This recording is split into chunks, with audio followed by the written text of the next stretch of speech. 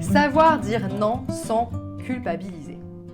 Bonjour, bienvenue sur MBA, la chaîne experte pour trouver sa voie. Je suis Déborah Chapelle, votre coach experte en prise d'action et en affirmation de soi. On a vu il y a quelques jours une vidéo sur pourquoi on n'arrivait pas finalement à dire non.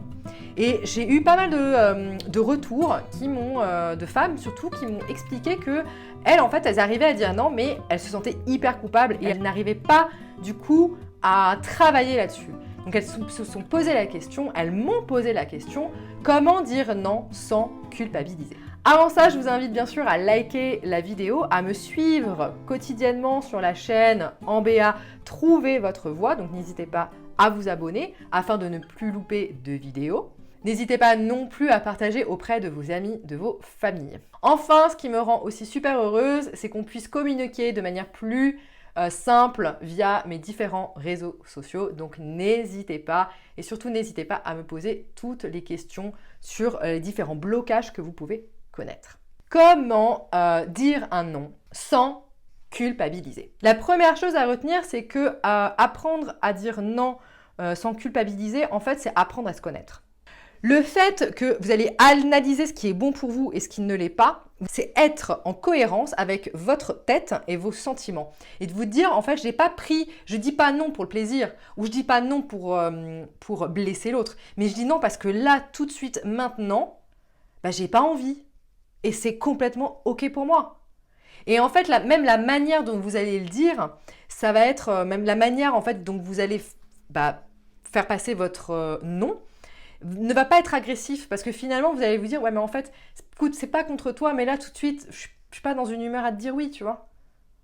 Donc pose-moi la question, si tu préfères la semaine prochaine, on en reparle, mais là tout de suite je peux pas. Donc apprendre à dire non sans culpabiliser, c'est déjà apprendre à se connaître. Analyser finalement vos valeurs et vos besoins.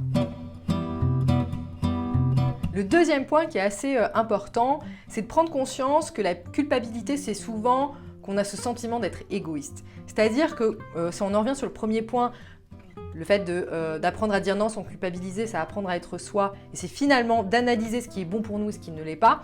On a peur en fait de tomber dans l'excessivité, de se dire ouais mais en fait je pense qu'à moi, j'ai pas envie de faire d'efforts pour l'autre, etc., etc. En fait, il faut vraiment que vous fassiez la distinction entre un non parce que vous n'avez pas les ressources tout de suite, et un non parce que clairement vous pensez à vous et vous ne donnez jamais de votre temps.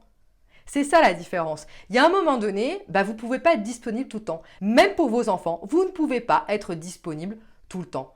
La priorité, et je le répéterai jamais assez, la priorité c'est vous. Votre priorité, ça doit être vous.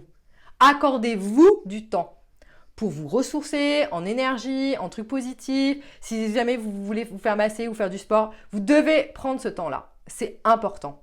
Ça va vous permettre finalement d'être complètement OK, d'être boosté en énergie, d'être aligné avec vous-même, d'être en cohérence avec qui vous êtes, et vous allez être disponible. Et finalement, quand vous allez très peu dire non, ou du moins quand ce sera un non, c'est parce que vous vous serez écouté et vous ne serez pas égoïste. Distinguez bien que la culpabilité et le fait de prendre du temps pour soi n'a rien à voir avec le fait d'être égoïste. La troisième stratégie aussi qui est à mettre en place quand vous dites non et pour ne pas avoir ce sentiment de culpabilité, c'est finalement ayez un non franc. En gros, soyez pas des politiciens. Ne tournez pas autour du pot, ne faites pas des ronds de jambes. C'est non, c'est non. J'ai pas envie, je suis fatiguée. Soyez clair. Vous savez, les gens comprennent les choses claires. Et encore une fois, quand c'est aligné avec votre corps, votre esprit, ce que vous ressentez, que c'est en cohérence, les gens vont pas mal le prendre. Donc dites non de manière franche et précise. Enfin, le dernier point qui, je pense, est pour moi la cerise sur le gâteau, se dire non à soi-même, c'est important. À vous de trouver votre équilibre. Et votre équilibre, finalement, est hyper arbitraire. Apprenez à dire non. C'est apprendre à dire non, N-O-M, à dire qui on est, à s'identifier. C'est aussi se respecter et s'aimer. Là-dessus, je vais vous poser une question et j'aimerais vraiment que ça fasse un maximum de commentaires. J'aimerais savoir quand remonte la dernière fois que vous avez dit non. Et pensez, non et non, N-O-M.